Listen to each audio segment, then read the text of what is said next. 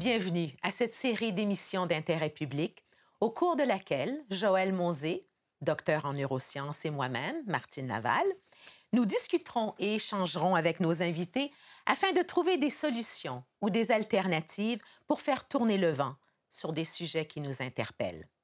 Question de simplement s'inspirer, penser globalement, agir localement. Le sujet d'aujourd'hui, le burn-out parental. Nos invités, Danielle Perrault, psychologue. Bonjour, Danielle. Bonjour. Nadine Cazenave, master en PNL et sophrologie. Bonjour, Nadine. Bonjour, Martine. Et Marie-Ève Bellefleur, maman. Oui, bonjour. Bonjour. Joëlle, bonjour. Bonjour Martine, bonjour à vous. Bonjour. Tu nous lances sur le sujet? Oui, on a choisi de parler du burn-out parental aujourd'hui parce qu'il y a quelque chose d'assez complexe, d'assez paradoxal dans notre société. Quelque part, on a de plus en plus d'outils, on a de plus en plus de ressources, on a de plus en plus d'opportunités qui devraient nous amener à trouver plus de temps pour nous-mêmes et on se rend compte que c'est exactement l'inverse. Notre société est de plus en plus complexe et la charge mentale monte de jour en jour, de semaine en semaine, de mois en mois, jusqu'à l'effondrement. Alors, est-ce qu'on peut peut-être remettre en question certains de nos choix, certaines de nos valeurs, certaines manières de vivre pour faire en sorte qu'on puisse retrouver une vie de plus en plus sereine et continuer, en fait, à faire les belles choses qu'on fait? Oui. Moi, j'aimerais savoir ce que vous pensez. C'est quoi pour vous le burn-out parental? Mais moi, c'est pas un mot que j'avais vraiment entendu régulièrement, mais c'est sûr que ça résonnait en moi là, quand vous en avez parlé, parce que, tu sais, quand la famille vit une tornade par rapport à un déclencheur principal qui arrive, qui apparaît soudainement, c'est souvent la goutte, tu sais, qui fait déborder le vase, parce qu'on vit trop intensément à faire. Une vie effrénée. Exactement. On Donc, se à un perd? moment donné, on se perd, on s'oublie, on tourne en rond, on ne sait plus sont où nos repères. C'est quoi le processus qui se passe dans la tête ou dans l'émotion? Est-ce que c'est émotif, c'est mental? C'est quoi le burn-out? Ben, moi, je pense que ce problème est très récent. Oui, Joël a raison de dire qu'on a de plus en plus d'outils, mais il a oublié un paramètre, c'est qu'on est dans une société de haute performance permanente. Donc, les femmes sont soumises à ce même diktat.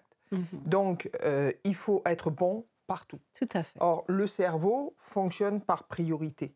Le cerveau ne peut pas faire 4 choses énormes. On s'entend que avoir un bébé, faire un bébé, avoir un bébé, l'élever, c'est quand même un projet d'envergure. Et les femmes, aujourd'hui, se croient obligées, parce que la société les y pousse, à être bonne maman, mais continuer à être une excellente professionnelle, une excellente épouse, une excellente amie, une excellente fille de parents. On ne peut pas tout faire dans la vie, ce n'est pas possible. Donc, pour moi, dès l'instant où le couple désire un enfant, ou la femme désire un enfant, c'est un projet par lui-même qui devrait éliminer tous les autres et les mettre au second plan. Attention, il faut garder l'équilibre quand même. Parce qu'en tant que maman, est-ce que j'ai besoin, moi, d'avoir une vie sociale? Est-ce que j'ai besoin d'avoir une vie professionnelle? Oui, sauf que c'est du second plan. C'est ça qu'on ne sait pas faire. Danielle, est-ce que le burn-out, c'est plus féminin que masculin? Je dirais que oui. Je parle d'un burn-out parental, là. Mais oui, définitivement, ça l'est encore, malheureusement. Mais ce que tu disais, Nadine, c'est bien ça, là. C'est que la course à la performance, moi, j'ai connu des parents qui avaient, en fait, qui sont venus me consulter parce qu'ils étaient en burn-out, mais on parle d'un burn-out de travail. Là, c'est la première fois que j'entends burn-out parental, tu sais. Je trouve qu'un burn-out, c'est une suradaptation de quelque chose. Tu veux tellement être bon, tu veux tellement être... Alors que là, tu t'adaptes, tu te suradaptes, puis tu n'es plus capable d'arriver. Alors souvent, le burn-out, là, ça m'est réfléchi combien de fois, c'est comme enfin un break qu'il y avait au moins d'un élément de leur vie qui était quand même très important pour se rendre compte Parce que là, il y avait du temps dans leur poche. Puis là, évidemment, là quand tu as été diagnostiqué burn-out, ça veut dire que tu as droit à tant de temps de temps. Alors, tu te sens un peu moins coupable parce que tu as une raison pour dire « je vais pas bien ». Les médecins l'ont dit, là, regardez, c'est marqué. Alors donc, ça, c'est beau, j'ai du temps pour moi, il faut que je prenne du temps pour moi. Et pour réaliser que c'est à la maison que ça va pas bien. Parce que là-bas, il était capable de gérer finalement, mais quand il arrivait à la maison, puis encore en suradaptation, parce qu'il faut être bon, il faut que... Regarde, il y a des parents, là... Tu sais, moi, j'ai un fils, puis franchement, le sport, c'est pas ma tasse de thé. Bon, hein? Et puis, mon fils, bien évidemment, il a joué quand même, mais pas au hockey. Pourquoi? Parce que moi, là, j'aurais pas été une bonne femme d'aréna. Tu sais, alors, être poignée pour... Moi, je me serais pas écoutée. J'ai dit, mais c'est triste pour lui. Bon, d'accord, c'est triste pour lui, mais il est tombé dans ma famille. Tu sais, il est tombé dans une autre. Mais alors, j'ai fait ce choix-là. Et quand on fait des choix... Puis là, j'ai juste terminé avec un burn-out. Il y a une dame qui me dit, moi, là, je n'arrive plus à rien. J'ai dit, mais qu'est-ce que t'aimes, toi? Qu'est-ce que t'aimes? Elle me dit, moi, j'aime lire. J'ai dit, puis elle dit, depuis 5 ans, moi, j'ai des enfants, là, fini, là. Je lis plus, depuis le temps, j'ai pas le temps. J'ai dit, moi, ça, t'as pas le temps. Ben, j'ai dit, tu lis pas. Bien sûr que je lis avec mes enfants. Tu sais, quelque part, moi, je l'ai vu dans la pratique clinique aussi, le nombre de fois que j'ai vu des mamans devoir se séparer. Parce que pour elles, c'était la seule manière de retrouver un peu de temps pour elles, un peu de temps de paisibilité. Tout à fait. Et premièrement, quand on est là-dedans, on ne nourrit plus le couple, ce qui veut dire que l'autre devient presque en fait un problème à devoir gérer. Tout à fait. Et c'est là que la maman, on s'imagine, parce que dans des situations pareilles, j'ai plus vu des mamans qui se séparaient de leur conjoint que l'inverse pour régler des problèmes de burn-out parental. Donc, elle part. Elle dit, OK, je suis maman une semaine, et puis je redeviens une femme une semaine, je retrouve mon équilibre. C'est ça. Mais en même temps, après, c'est de gérer. Et c'est parce que de l'autre côté, dans l'autre maison, il n'y a plus le contrôle. Il n'y a plus le contrôle sur les valeurs, sur les activités. Finalement, mais le conjoint n'était peut-être pas nécessairement si mauvais que ça, puis il rencontre peut-être une nouvelle personne. Et puis, ça remet tellement... Exactement. Là, ce sont toute une série d'autres choses, parce que les enfants, quand ils rentrent à la maison, c'est maman, maman, maman, maman, maman tout le temps. Oui, parce qu'on parle du burn-out parental, et tu trouvais un peu spécial que ce soit parental, mais c'est du burn-out individuel, dans le fond, de la maman, de la femme, de la maman qui n'arrive plus à être la femme mais c'est dans la famille que ça se passe. C'est ça. Et c'est pas au travail, en fait. Hein? C'est ce que tu disais tout à l'heure, c'est pas au travail que le burn-out se déclenche, c'est parce qu'il y a trop de choses dans l'espace de la famille. Il faut être bon partout. Il faut être bon partout. Tantôt, pour poursuivre ce que je disais, c'est que je demandais, mettons, à la maman, mais toi, qu'est-ce que tu aimes? Elle dit, moi, j'aime lire. Je lis pas. Comment ça, tu lis pas? Bien, je lis avec mes enfants, bien sûr. Parce que là, il faut qu'ils sachent lire. Puis alors, je les accompagne tout le temps. J'ai dit, tu es en train de me dire que tu veux, toi, tu te prives de quelque chose que tu aimes pour montrer à tes enfants ce qu'il faut faire. Pardon, est-ce que tu pourrais lire et les enfants, et aimer lire et profiter de la lecture pendant que tes enfants sont là? Mais elle me dit, non, on ne peut pas, ça se fait pas. J'ai dit, mais non, tu es devenue leur servante, tu n'es pas leur mère, là. Tu ne sers pas, tu ne joues pas ton rôle de femme que les hommes à l'intérieur de... facilement. Tout à fait. Les hommes peuvent le faire plus facilement parce que l'enfant va... Pas seulement une question de culpabilité, c'est que l'enfant va venir taper sur un morceau de bois pendant que papa est en train de faire un peu de menuiserie ou des choses pareilles. Donc, ils vont faire en fait des choses beaucoup plus... Donc, l'enfant va suivre en fait beaucoup plus facilement le papa. Ce qui fait que le papa est un peu moins pris par rapport à ça. Puis dans le cerveau, on va y revenir dans la prochaine séquence, mais dans le cerveau de l'homme aussi, il y a d'autres ressources qui font en sorte qu'on est moins sensible éventuellement à cette forme de burn-out parental. Il y a plusieurs étapes. Voilà. Il faut différencier les toutes premières années, puis ensuite un peu plus tard. Là, les rôles se répartissent différemment. Donc, dans avec l'âge de l'enfant? Oui. Quand un enfant est bébé, il a besoin de la mère. Le rôle du père, c'est pas près de l'enfant, c'est auprès de la mère. Mettre la mère en sécurité. Oui. Voilà. Voilà. L'aimer comme elle est, lui permettre d'être...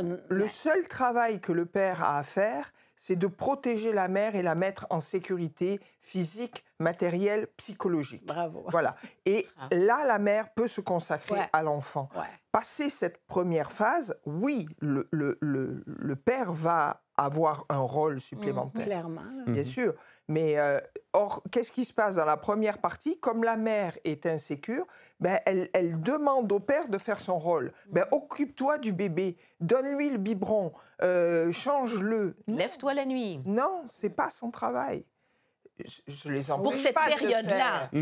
Mais il ne faut pas que ça devienne le problème. C'est-à-dire, je suis en problématique parce que toi, le père, tu t'occupes pas de l'enfant. Non. Puis là, ça amène en fait un conflit de couple, ce qui va nourrir éventuellement une séparation. Voilà. Alors, on fait une petite Respirons pause par le nez et on vous revient. et on revient.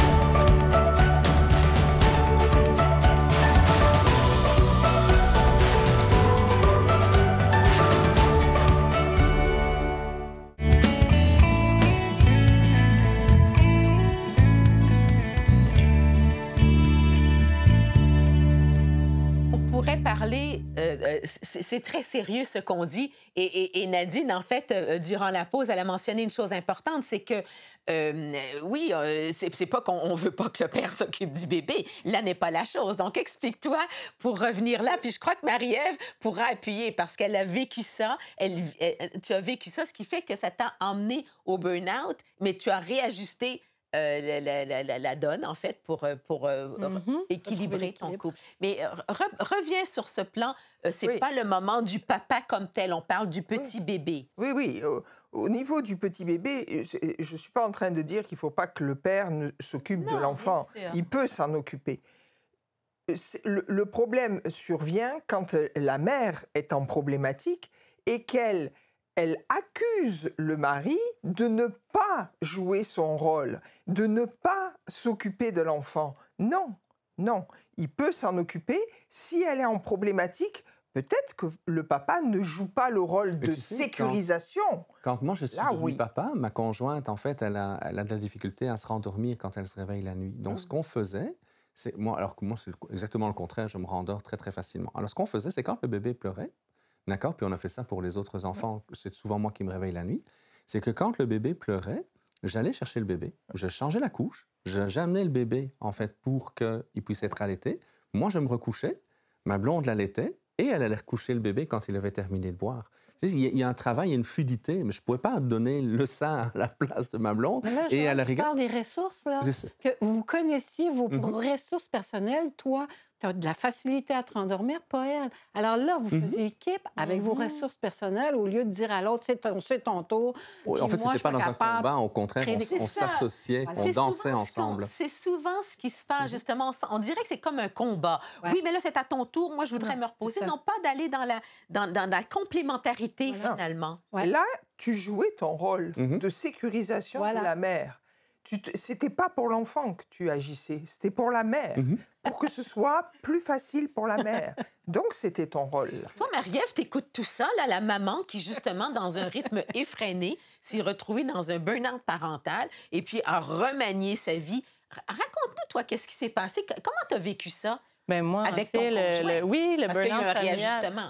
Oui, tout à fait. Le burn-out familial, pour nous, dans notre famille, est arrivé beaucoup plus tard.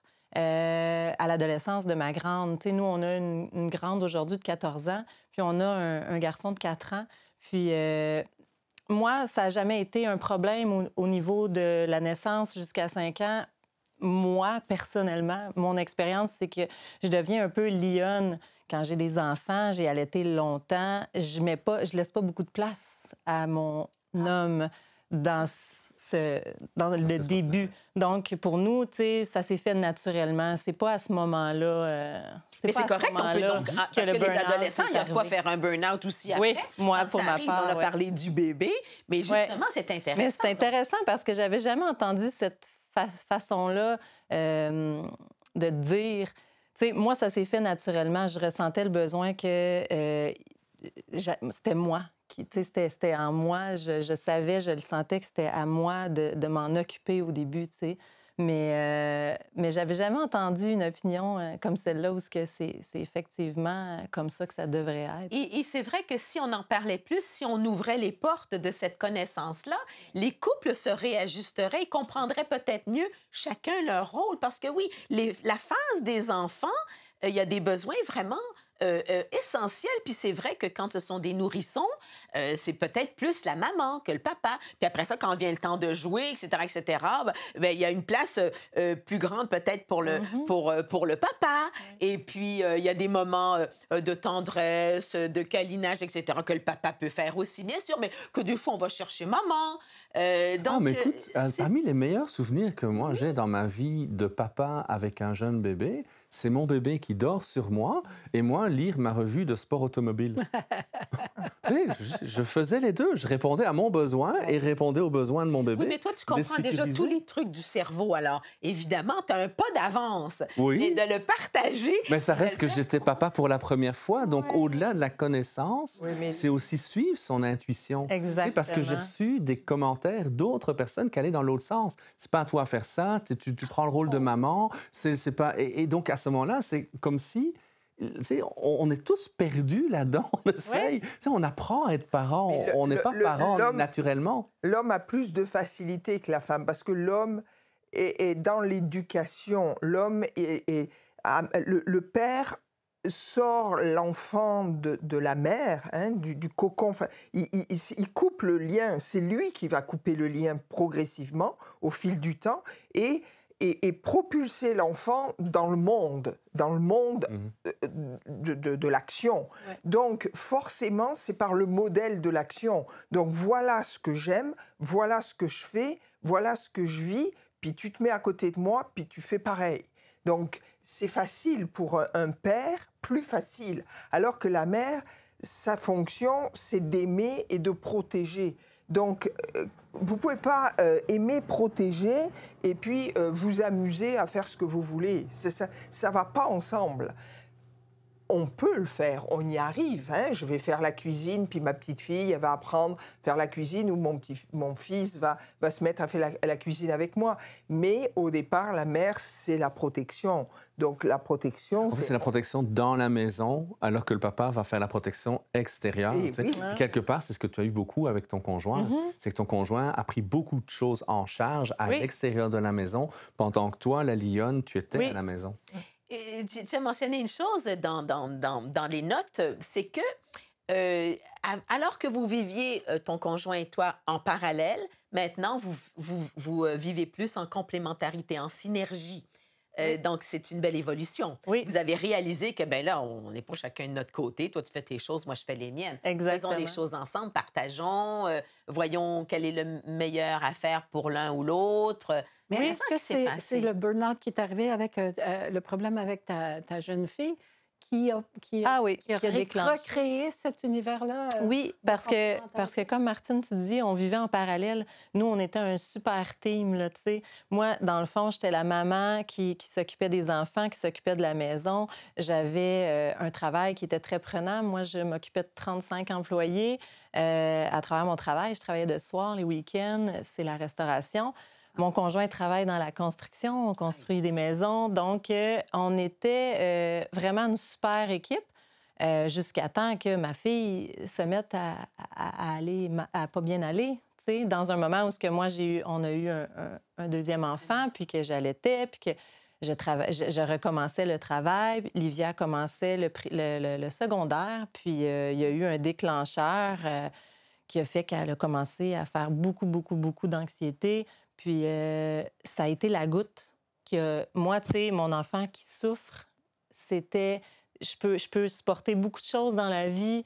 J'étais présente pour mes employés, présente pour ma famille, mais là, soudainement, c'est comme si ma fille va pas bien, puis j'ai perdu tous mes moyens. C'est la lionne en toi, là, qui a voulu... Puis là, mon conjoint, il a fallu que je demande... Viens m'aider, là, j'y arrive pas. Puis lui, il était très occupé à ce moment-là. Donc là, j'y arrivais pas au travail, j'y arrivais pas avec ma fille, j'y arrivais pas avec mon conjoint. Le déséquilibre est arrivé par ton impuissance par rapport au rôle que tu t'étais donné, puis que là, Oui. ça ne marchait pas, comment tu fais? Exactement. Alors là, c'est là la remise en question complète, Oui. c'est ça? Oui. Et à quoi qu'est-ce qui est arrivé pour que tu retrouves ton équilibre et que ta fille retrouve son équilibre, bien sûr? Bien, en fait, il a fallu qu'on mette tout sur pause. Là. Voilà. Mais tu sais, c'est sûr que le COVID a un peu aidé à ce niveau-là, je dirais, parce que ça nous a obligés à vraiment ralentir. Voilà. Nous, on a vendu notre maison, puis on s'est retrouvés à aller vivre au chalet parce qu'on n'avait pas de projet, c'était pas prévu. Puis on s'est retirés, j'ai pris une année sabbatique. Ma fille, ça faisait déjà à ce moment-là un bon 8 mois qu'elle allait pas bien, là, tu sais, vraiment, elle voulait plus vivre, là, elle se mutilait, elle voulait pas aller à l'école, elle avait manqué la moitié de son année. Elle était dans ses peurs qui ont pris le contrôle de tout le reste de sa vie, là, tu sais, la peur d'avoir peur de tout, là, tu sais. Elle avait toujours eu ça en elle, tu sais, des peurs qui l'envahissaient, mais il y a eu une peur, plusieurs trucs à l'école, dans ça, tu sais, avec le COVID, avec beaucoup d'intimidation. Elle a été malade à l'école, puis ça a déclenché une peur d'être malade à l'école qui a créé là, plusieurs maux physiques par la suite Puis... Est-ce que vous avez remis en question vos valeurs? Qu'est-ce qui s'est passé pour que vous retrouviez votre équilibre? On a l'impression qu'on a fait que c'est de notre faute. Tu sais, au début, moi, tu sais, j'ai jamais eu à faire face à ces genres de situations. Donc, je banalisais le problème, je voulais pas y croire. Je me dis, t'as tout pour toi, ça peut pas... Voyons. Puis j'étais peut-être pas assez à l'écoute. Puis sa réaction était tellement explosive, émotive, que ça faisait que j'allais un peu contre elle. Tu as mentionné quelque chose qui est intéressant, c'est la culpabilité. J'aimerais bien qu'on revienne de notre culpabilité à nous sentir plus faibles.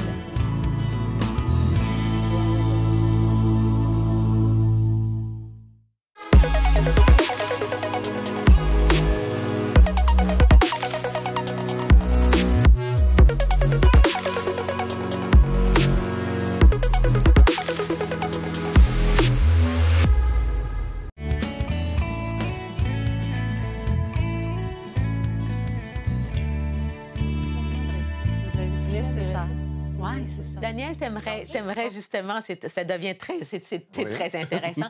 Daniel, repose la question à Marie-Ève que tu viens de lui dire, que t'aimerais que ce qui est arrivé avec sa fille, toi, tu en es fière maintenant. Oui, c'est ça. Tu es contente de la façon dont elle s'en est sortie. Bien là, c'est sûr que ça a été un long chemin, hein, périlleux. On a traversé ça avec Joël, toute la famille au complet. Puis il a fallu vraiment travailler ensemble, moi et mon conjoint, réaliser, voir les choses autrement. Joël, il nous a appris à comprendre ce qui se passe dans la vie d'un adolescent, tu sais. Moi, je voyais ça, là, tellement gros, là, tellement gros. Puis j'avais même perdu un peu confiance en ma fille qu'elle s'en sortira jamais, mon Dieu, tu sais. Je voyais ça parce que pour moi, le bonheur, il est facile. Dans ma famille, mon frère, ma sœur, mes parents, la joie de vivre, c'est la force aussi, tu sais, de contrôler nos émotions, puis c'est une de nos forces familiales. Et ce qui est beau, c'est que vous êtes tous remis en question, tous les trois. Ah ouais. C'est certain que le petit, il a suivi parce qu'il est encore jeune, mais tous les trois, vous vous êtes remis en question. Tous les trois, vous avez révisé les choses et vous avez fait des choix importants dont tu as commencé à parler. Tu sais, arrêter le restaurant, revenir à toi, reprendre soin de ton petit milieu. Noyau, oui. Ah ouais. Il y a une étape avant tout ce parcours de remise en question, là. Et là, on va comme ça éliminer l'histoire de culpabilité. Il y a une étape que les gens oublient très souvent, c'est l'acceptation. L'acceptation de l'échec, l'acceptation du défi, l'acceptation de la situation. J'ai pas vu ça arriver, j'ai pas de solution. Et quand je dis acceptation, je pèse mon mot. C'est-à-dire, c'est pas... Oui, il y a la première étape qui est la prise de conscience, mais quand je t'entends dire c'était violent, j'étais en colère, je refusais ça, tu n'acceptais pas l'échec. Mais tu le disais D'accord. tout à l'heure, c'est qu'on est dans une société de performance dans laquelle on doit performer. Donc, alors, au début, on a des mécanismes d'adaptation qui sont très utiles, qui nous permettent de pouvoir nous orchestrer, de nous organiser dans la société, dans l'environnement dans lequel on est.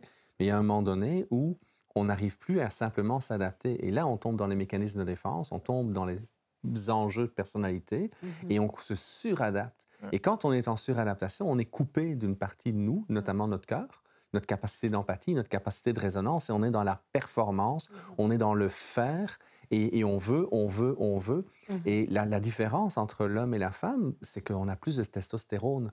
Ça veut dire quoi? Bien, ça veut dire que si je pars à la chasse, c'est pas le moment de m'arrêter de regarder ma vie, c'est le moment de continuer. Je dois ramener le gibier pour pouvoir faire en sorte que ma famille soit en sécurité. Donc, le gars a une facilité beaucoup plus grande. Si je dois aller chercher un vêtement à l'étage, je vais aller chercher mon vêtement. Je ne vois pas le panier de l'acheter à la montée parce que je suis centré sur ce que j'ai à faire. Donc, ce n'est pas un manque de collaboration ou un problème d'attention, comme malheureusement on a tendance à le dire pour se moquer un peu des papas, mais c'est vraiment parce que l'homme a beaucoup plus de facilité à s'occuper d'un tiroir à la fois.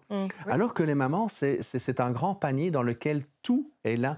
Donc, quand on déplace quelque chose dans le panier, tout va être déplacé. Le gars, il ouvre un panier, il ouvre un tiroir, il ferme le tiroir. Il ouvre un tiroir, il ferme le tiroir. Et c'est plus facile. Alors lui va plus tomber en type de burn-out professionnel, parce que c'est le stress professionnel qui va être là, ou il peut avoir des problèmes physiques. Combien d'hommes vont mourir dans l'année qui suit leur mise à la pension parce qu'ils ont donné tout ce qu'ils ont donné pendant des années, puis le jour où ils se retrouvent à la maison, c'est là que tout ce qui a été encaissé pendant des années au niveau du stress, mais ignoré parce qu'elle n'est pas de signe, d'accord, fait en sorte que la personne peut malheureusement mourir assez rapidement, d'accord? Et c'est aussi une des raisons qui explique pourquoi les gars sentent moins leurs problèmes de santé. Souvent, c'est les conjointes qui disent « Hey, fais attention, mange mieux, arrête de fumer, arrête de boire, arrête de faire ceci.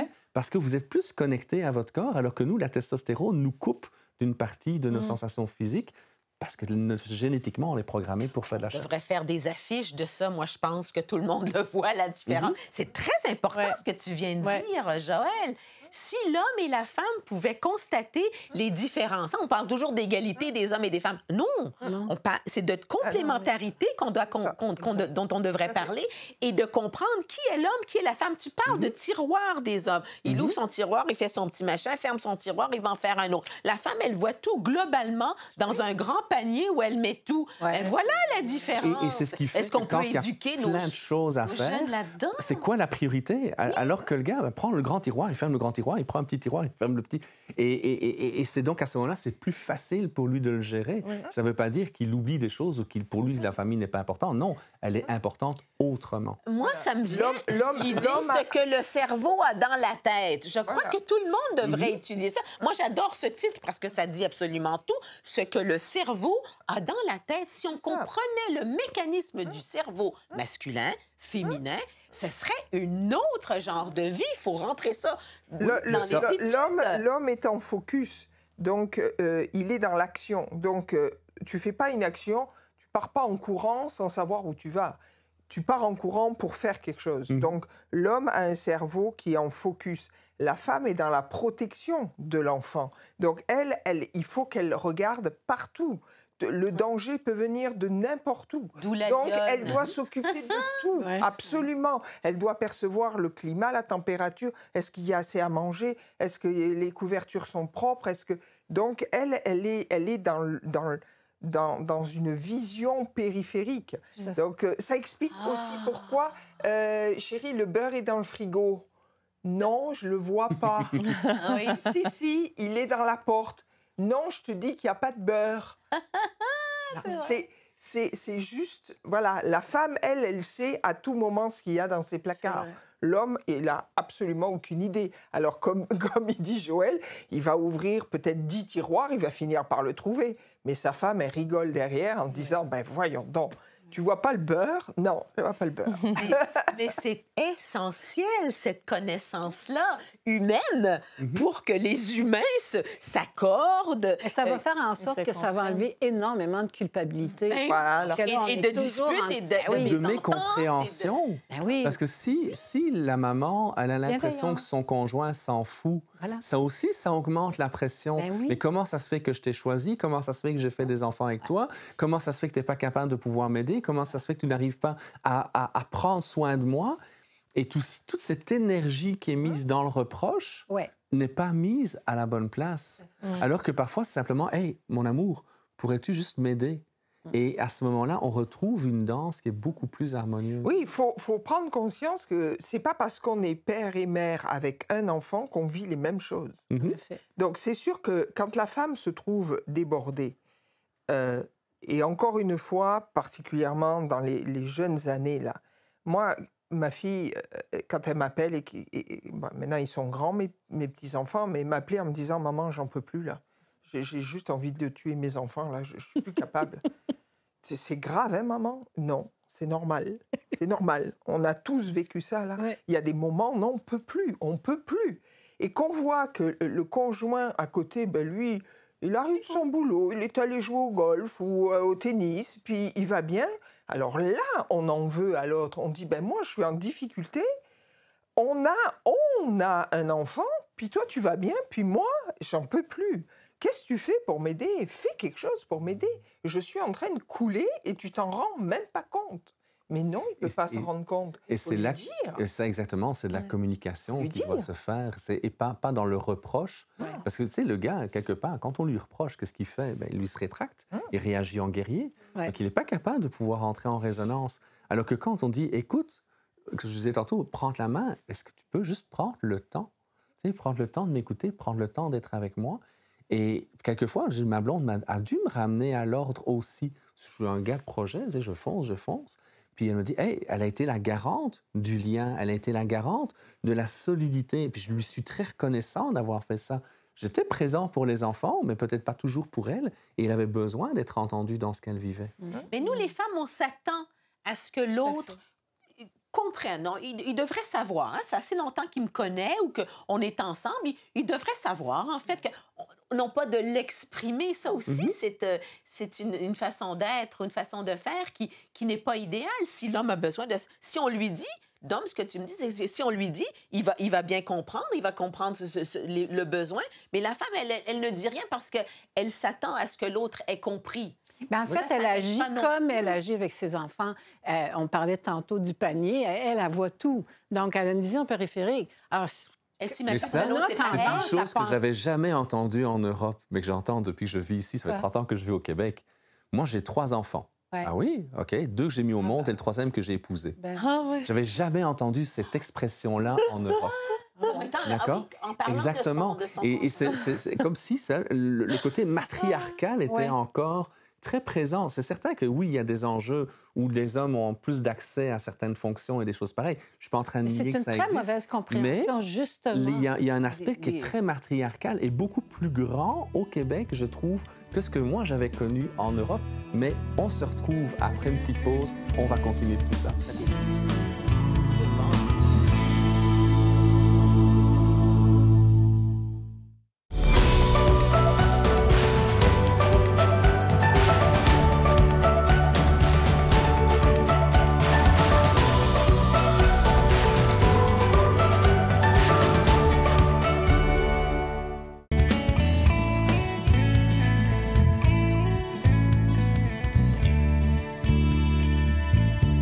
Alors là, ce qui se passe, c'est très intéressant. Oui, j'ai lancé quelque chose. Ouais, là, tu as lancé quelque chose, là, et tu as pris la balle au bon, Daniel. Alors, allons-y dans ce matriarcat, les grosses familles. Tu as fait la différence, toi, de ce que tu as constaté au Québec, Oui. comparé à d'où tu viens. Oui, donc, parce de qu'il y a eu une l'Europe. révolution industrielle qui a eu lieu au 19e siècle. Les familles ont été progressivement plus petites. Il y a eu la guerre 14-18 où beaucoup de mamans sont allées travailler parce que les hommes étaient à la guerre.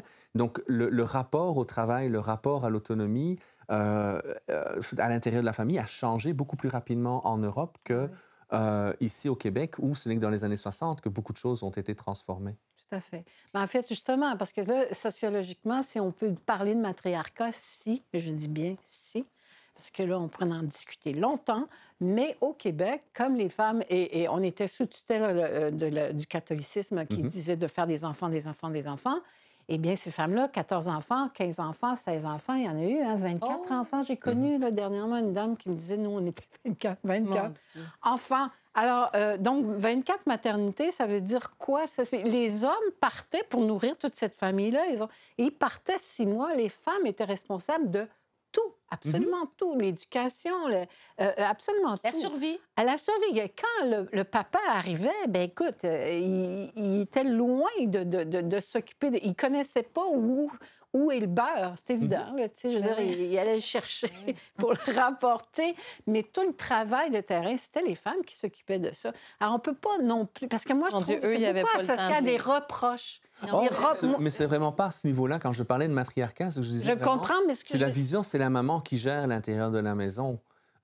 Et même encore aujourd'hui, tu sais, dans ce que moi je vis dans mon couple, je fais beaucoup de choses à l'extérieur, c'est moi qui gère l'entreprise et ainsi de suite. Alors que ma conjointe a vraiment pris en charge toute la gestion interne. C'est elle qui va s'occuper du potager. Je vais faire le gros œuf s'il faut emmener de la terre, mais pour le reste, c'est ma blonde qui va prendre les choses. Donc, il y a une fluidité là-dedans et dans lequel ni elle ni moi, on se sent mal là-dedans. C'est notre équilibre. Mais ça, c'est très bien. J'aimerais justement revenir là-dessus parce que tantôt, tu parlais, Nadine, de l'importance de la maternité des bébés naissants. Il y a des femmes qui ont des bébés et qui ne sont pas des lionnes. Elles ne veulent pas. Elles ont très hâte d'aller travailler. En fait, elles ne se retrouvent pas dans la maternité ou très peu. On n'a pas le même lien. Tu sais, moi, je suis une lionne aussi, là, comme maman, une vraie lionne. Je reconnais bien. Mais je connais beaucoup de femmes qui ne sont pas. J'en ai connu une qui a eu 7 enfants et qui était dans la mode et elle planifiait son accouchement parce que là, elle devait aller faire quelque chose, un défilé de mode ou quoi que ce soit. Et tout était planifié pour qu'elle puisse remettre son petit pantalon et repartir. Et elle en a fait 7 comme ça. Et le papa était heureux. Donne-moi des enfants. Lui, il sortait elle voulait en faire plus que sa belle-mère parce que sa belle-mère en avait eu 7 aussi. Puis elle se disait, ben moi, je vais en faire des enfants aussi, mais bon, moi, je t'en fais, puis toi, tu t'en occupes. Alors, il y a des... Oui, puis moi, j'ai un de mes grands amis, c'est un papa poule à merveille. Lui, il aurait été papa à la maison sans aucun problème, parce que ça répondait à son besoin. Oui. On parle de besoins, ça répondait à son besoin. Voilà. Alors, il faut les écouter, nos besoins. Quand on n'écoute pas nos besoins, il y a un déséquilibre. Emmène-nous sur ça, Daniel. C'est vraiment important, les besoins. Alors, tantôt, tu parlais de ton conjoint puis de ta famille. Où est-ce que vous avez des valeurs? Où est-ce que vous êtes... les émotions, vous les gérez bien? Tu disais ça tantôt. C'est super. Mais votre fille, qu'est-ce qu'elle vous a apporté comme déséquilibre émotionnel majeur, hein, quand tu es une lionne, puis ton enfant, tu dis, mais qu'est-ce que j'ai pas vu, la culpabilité, tout ça, remise en question totale, alors que finalement, tu arrivais d'une famille remarquable, avec des valeurs merveilleuses, tout était bien. J'imagine le feu, la maison a pris en feu, là, finalement. Mais au bout du compte, parce que vous autres, vous avez dû remanier vos valeurs qui étaient très belles. Qu'est-ce qu'ils vous ont appris? Qu'est-ce qu'elle t'a appris, ta fille? Bien, en fait, moi, je pense qu'il faut pas avoir peur d'aller demander de l'aide quand on va pas bien. Il ne faut pas garder à l'intérieur de nous. Je pense que il y en a qui disent que ça prend un village pour élever des enfants. Oui. Exact. Moi, j'y crois vraiment, sincèrement. Puis l'orgueil, peut-être, que j'avais de pas... Parfaite. De pas vouloir demander de l'aide. Moi, j'ai juste 2 enfants. On n'avait pas de déclencheur. Ma fille, elle n'a pas vécu rien de dramatique dans son passé qui fait qu'elle vivait ça. Non, donc c'était comme pas justifié. Puis... ça t'a appris à ton œil, à toi. À mon œil, à moi. C'était tragique. Oui. Puis ça la suit encore aujourd'hui. Elle a évolué. Il y a des choses qu'elle peut faire mieux. Puis que ça va bien. Elle a grâce à Joël, grâce à toute la famille, tout le monde qui s'est mis ensemble, elle a trouvé ses outils pour l'accompagner là-dedans. Mais... Puis il y a aussi une différence aussi de la nature masculine et féminine. C'est le garçon, il va peut-être vouloir être admiré pour le sport qu'il fait, pour construire une belle maison quand il est adulte. Donc, il va y avoir un besoin de reconnaissance plus à l'extérieur sur des choses qui se voient autrement. Souvent, les jeunes filles, et on le voit dans les écoles, parfois c'est les petites filles sages, elles vont vouloir être aimées. Le garçon, s'il y a un peu trop d'attente, même de son enseignant, bien souvent, il va détourner, il va même provoquer le professeur pour ne pas répondre aux attentes qui sont marquées sur lui. Alors que la petite fille va avoir beaucoup plus de tendance à vouloir rechercher le lien coûte que coûte, quitte à s'oublier. Et en fait, beaucoup de jeunes filles apprennent à s'oublier à l'école pour pouvoir plaire, pour ne pas être critiquées, pour ne pas être pointées du doigt. Et en fait, elles vont garder toute leur insécurité en dedans. Et on voit en fait qu'il y a 2 moments dans la vie, bien souvent, où ça va exploser. C'est soit à l'adolescence, et le nombre de jeunes filles qui, quand tantôt tu parlais de Livia et de l'automutilation, qui vont finir par se faire mal à elles-mêmes. Pourquoi? Parce que la douleur les ramène dans le moment présent.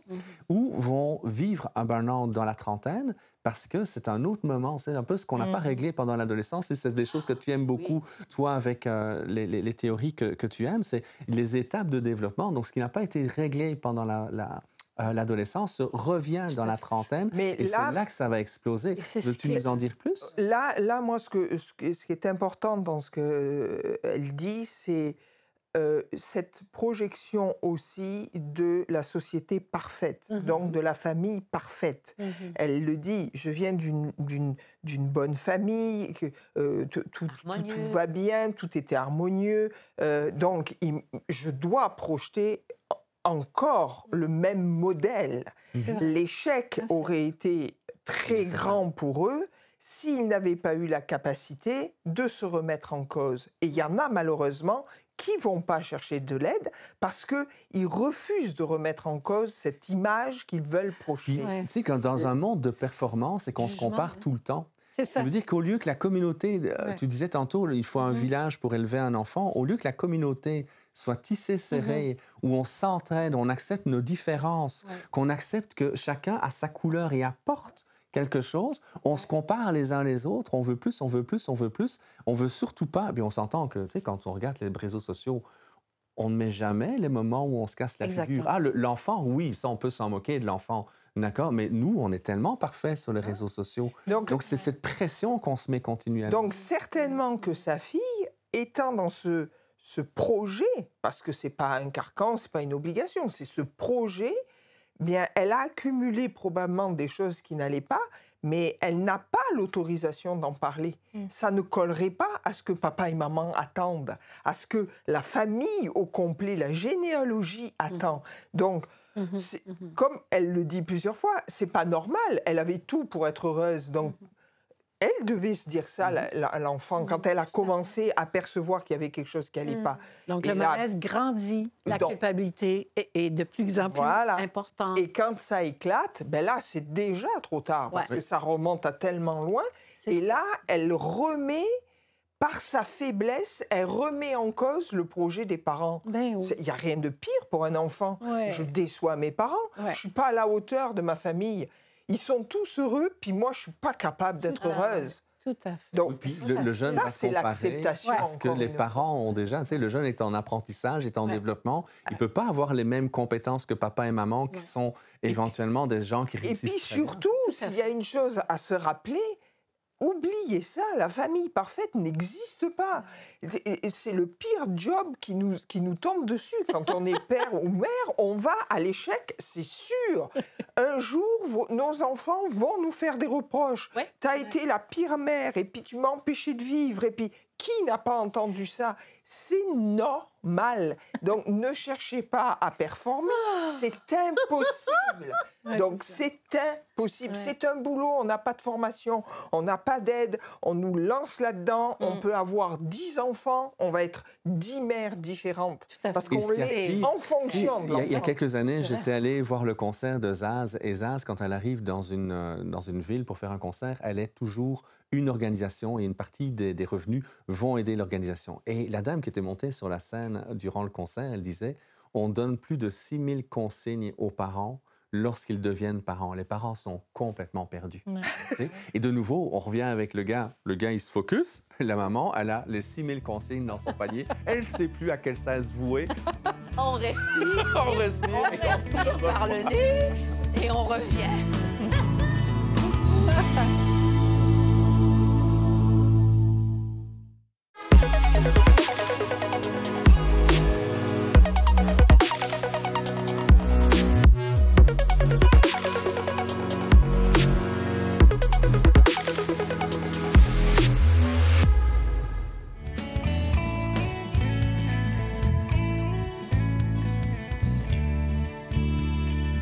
moi, j'aimerais savoir une chose. Qu'est-ce que le burn-out enseigne Ouais. aux enfants? Aux enfants. Comment les enfants, en bout de ligne, parce que là, tu as fait tout un remue-ménage, vous avez vendu la maison, tu as arrêté ta restauration, vous êtes allé à la campagne, vous avez tout retricoté, tout ça. Qu'est-ce que ça enseigne aux enfants, le burn-out? Mais c'est quelle est la Là, richesse, moi, je dirais, qui est sortie, les ressources, la richesse que vous avez constatée grâce Alors, à cet épisode-là? Alors, juste avant d'aller chercher la richesse, je vais appuyer encore ce que j'ai dit avant la pause. La première chose que l'enfant va capter, c'est le monde n'est pas parfait. Maman, papa peuvent défaillir. Ça peut mal tourner. La vie, c'est pas un long fleuve tranquille. Il y a des faiblesses. Quand j'ai divorcé, ce que l'enfant a besoin là-dedans, c'est retrouver de l'espoir, parce que Mais c'est une tomber de ce que c'est ça exactement. C'est Ça peut rassurant être quelque pour chose, l'enfant. oui, parce que papa et maman caillou, c'est pas bon. C'est les pires modèles qu'on peut avoir, parce que l'enfant a besoin de voir que nous cassons la figure, y compris que le professeur Donc, se un comme l'autre. Voilà, l'enfant, lui, il vit des échecs. Il vit des failles, il vit des incapacités, des limitations, des peurs. Mais on le sait, il admire le parent. Hein. Le parent, c'est le tout-puissant. Il sait tout faire, il est toujours là, il a la solution à tout. J'ai faim, on me donne à manger. J'ai froid, maman, elle est là pour elle a amené mon manteau que j'ai oublié. Et là, d'un seul coup, il se rend compte que c'est normal d'avoir des défaillances. Et même quand tu seras grand, tu auras des défaillances. Le monde n'est pas parfait. Donc, je suis normal. Moi, c'est la première remarque, puisque j'ai divorcé, mes enfants avaient 6 et 8 ans. Mes enfants, c'est la première chose qu'ils m'ont dit. Ils m'ont dit, maman, t'en fais pas, moi aussi, j'arrive pas à tout faire. Ils t'ont rassuré. C'est eux qui m'ont rassuré en me disant, c'est normal, maman, que t'arrives pas à tout. Moi non plus, j'y arrive pas. Ça, c'est une conscience, c'est des consciences et c'est de la maturité que les enfants ont dans leur cœur, qu'on n'imagine pas toujours quand ils le voient. Après, il y a la ressource. J'insiste encore parce que quand j'ai travaillé beaucoup avec des enfants et des adolescents, alors donc, je sais comment c'est difficile pour un enfant de porter l'odieux dans une famille saine où est-ce que les parents sont merveilleux, tout le monde est contre tout le monde. Pourquoi ils ont mal? Et donc, ils deviennent le vecteur de changement. Moi, je le vois d'une façon très positive avec les petits, puis je leur redonne cette image-là, parce que grâce à ça, grâce à cet épisode de grande difficulté, bien, toute ta famille s'est remaniée d'une façon remarquable. Vous vous êtes réunis. Mais c'est pas... Là, il faudrait arrêter la cause. C'est pas toi qui es la cause, mais cette histoire-là a fait grandir tout le monde. Alors, et ça... C'est important parce que l'enfant va reproduire encore, il y a des grosses chances qu'il reproduise dans sa vie. Il va falloir qu'il soit encore très malheureux pour que les gens changent. Non, il faut lui aussi qu'il soit conscient que ce qu'il a traversé comme épreuve, ça va le renforcer. Mais ça fait il va devenir plus vie. grand. Et c'est là, tu sais, quand on parlait tantôt de performance, ça nous amène à être narcissique, à faire attention à notre image. Et les réseaux sociaux vont renforcer ce côté-là.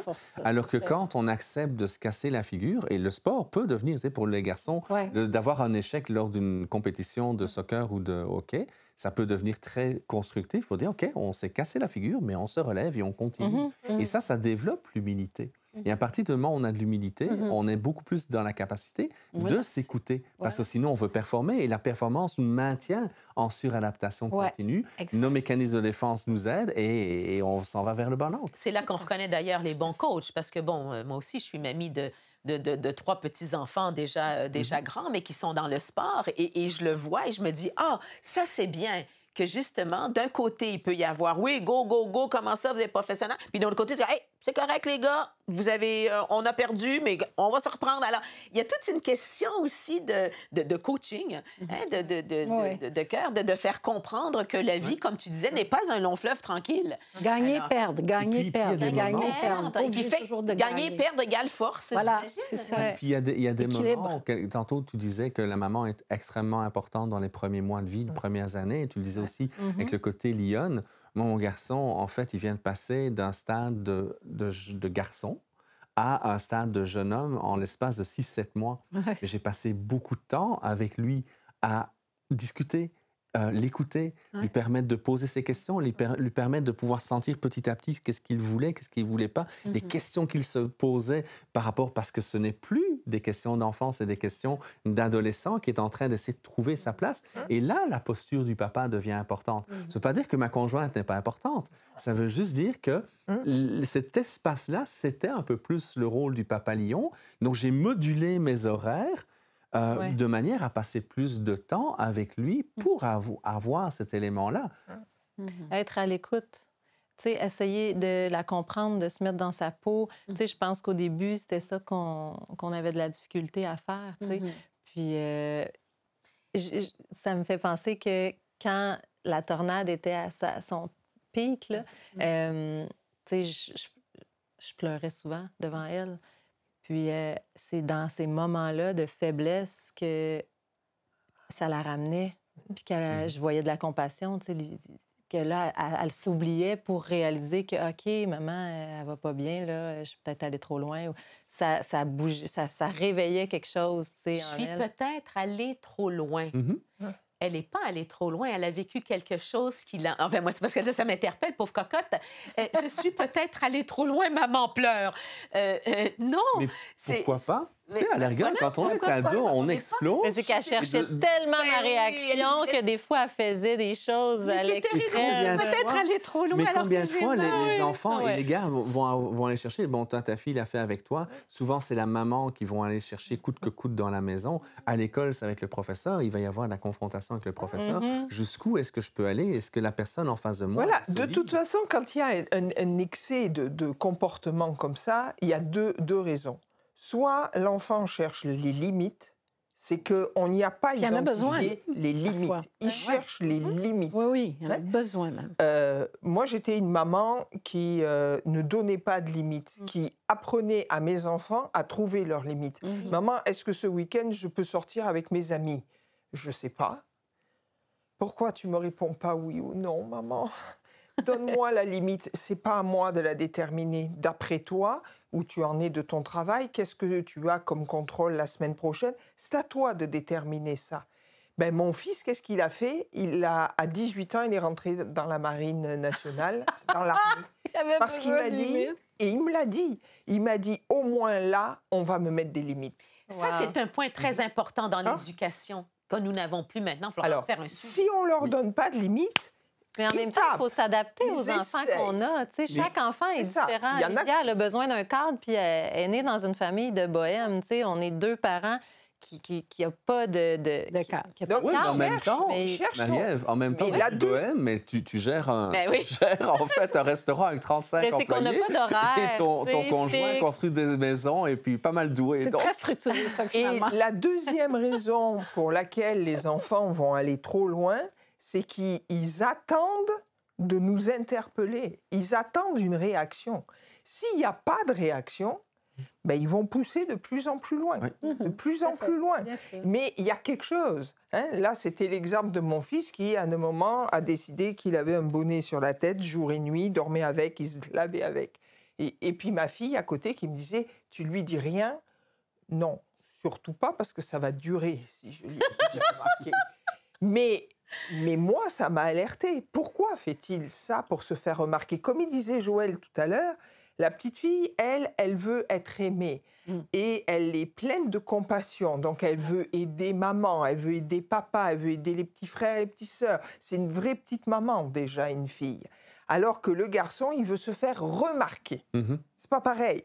Donc, on s'en fout. Je me fais remarquer en positif ou en négatif, ça n'a aucune espèce d'importance. Mais je me suis fait remarquer.